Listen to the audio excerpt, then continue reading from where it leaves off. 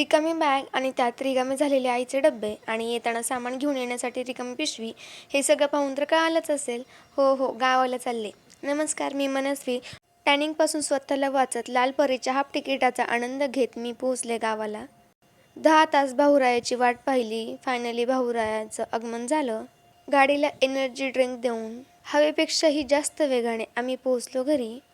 साखरेपेक्षाही माझ्या गोड आईला मिठी मारून अंगणात काल सुकायला टाकलेल्या भुईमुगाच्या शेंगा पाहिल्या आणि आपोआप पाय घरात न जाता शेंगांकडे वळाले. शेंगांवरती ताव मारला.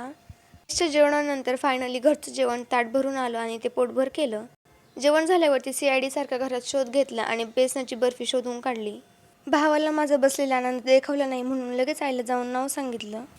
त्या इथे जरा भयंकर युद्ध झालेलं आहे,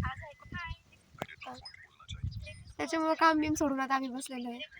पाहू आता रिझल्ट काय येतो शेवटी. कोणताच आनंद जास्त वेळ नसतं असं म्हणत आईच्या हस्ते कामाची वाटप झाल्यावर गपचूप शेंगा गोणीमध्ये भरून घेतल्या. माऊ, मी तुझं आहे अशी लाडी गोडी फक्त ह्या शेंगा सोलून देण्यासाठी लावून झाल्यावरती.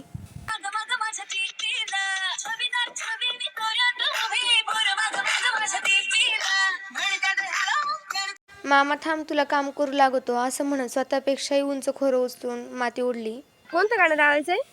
त्या मिठीनं मारली मला मिठी दाखवा.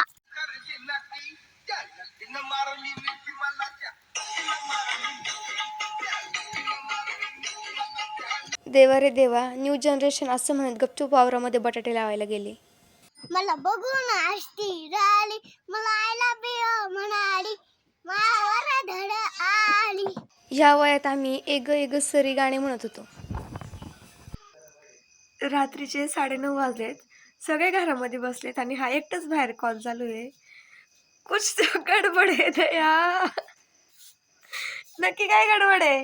आजसाठी एवढंच. उर्वरित गप्पा पुढच्या व्लॉगमध्ये. टाटा.